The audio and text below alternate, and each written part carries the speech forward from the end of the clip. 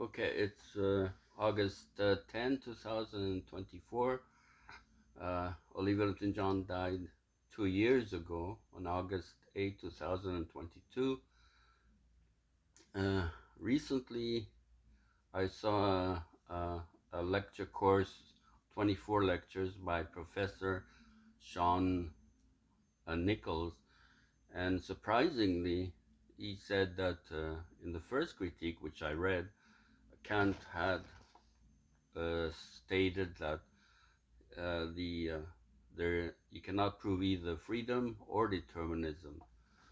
Um, so for a while I thought that's what he that's what he believed, and though I in my 794 proof based on free will, my proof of God, I did mention uh, Kant's critique, and I even tried to prove that to go beyond it because Kant only proved that free will is possible.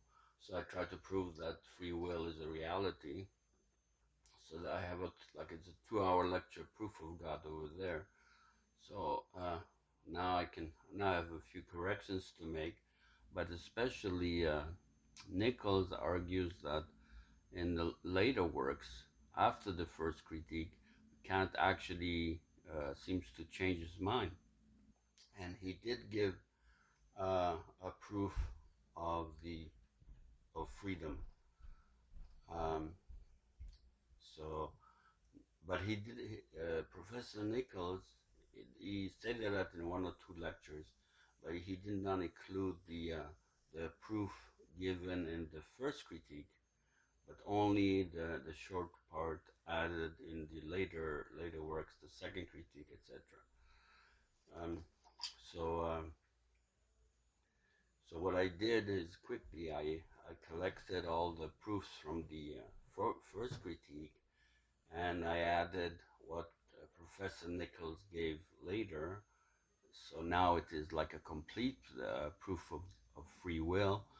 And well, I revised partly what he said. Even I still have to read Kant's later works, even though his first critique is the main work. It's called a masterpiece. But I made a few revisions to Nichols' proof. But I, I also added especially a lot from the first critique, which he left out. I mean, he should have included that. But anyway, I am very thankful that thanks to Professor Nichols, I was able to see that Kant actually tried to prove that we have free will in a later work. Uh, I mean, he was getting old, but he still did it. Okay, so first I'll give an outline of the proof. Uh, so maybe that's all I'll do, but it's enough. But okay, so first, August 6, 2024, free will, Kantian proof, bare bones. July 30, 2024, Kant free will. I have August 5 article which gives the details. My note, my summary. Professor Nichols gave the proof of Kant's second critique, arguing that we are free. I'm very grateful, but we need 2 books or more of Kant. We need the results of Kant's first critique. That is important part of the proof, which Nichols leaves out, as I said. So, so here now I add uh, the proof from both the first critique and from also what later work based on Nichols. So first, the first critique. I add here, proposition 1. Unlike for Aristotle, space and time for Kant are not basic concepts called categories, they are a priori intuitions. I discussed this more in detail in article 5, from August 5. Proposition 2, Kant's Copernican revolution. Proposition 3, hence space and time apply to our intuitions, but may not apply to the rest of our mind, nor to the external world. Proposition 4, free will is impossible in time, since causal series cannot be broken there. Proposition 5, we have 3 ideas or concepts of the unconditioned, of reason, namely soul, world, and God. Proposition 6. One proof in psychology attempts to show that we are a substance persisting through time. Proposition 7. One proof of cosmology is have proof for free will. See Kant's Antimony 3. Proposition 8. One proof of cosmology is have proof of determinism, no free will. See Kant's Antimony 3. Proposition 9. Hence reason is in conflict with itself, since have Antimony 3 of cosmology, free will and determinism. Proposition 10. This conflict must be resolved, since our faculty of reason must be logically sound. Proposition 11. But both proofs make a fallacy, since they assume the temporal series of causes must end, the fallacy sophisma figuradictionis. Proposition 12. But a causal series outside time may end, as in logic. Proposition 13. Our faculty of thought seems to exist in time. Proposition 14. Free will is possible if we act outside time. Proposition 15. Aristotle denied free will, but held that will is part of our faculty of thought. Proposition 16. Based on Aristotle's syllogism, we have these faculties of thought: judging, understanding, and reason. Proposition 17. Our understanding is in time and cannot be free. Proposition 18. Outside time means to be unchanging, but also to be changing instantaneously. Proposition 19. We also have a faculty of reason which is outside time. Proposition 20. Our faculty of reason may act outside time, so free will is possible. Okay, so this is basically what I added, which is a lot, from Kant's first complicated, long first critique. It's very heavy. I've been studying it for many years.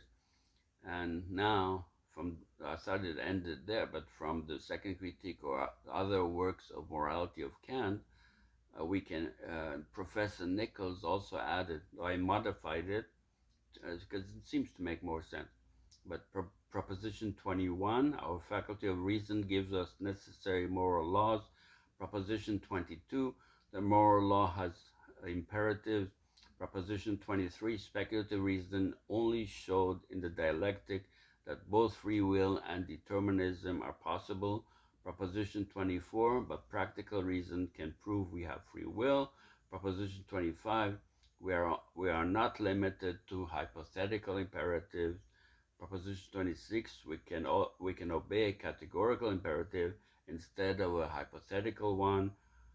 And conclusion, hence we are truly free, the ability to spontaneously begin a state.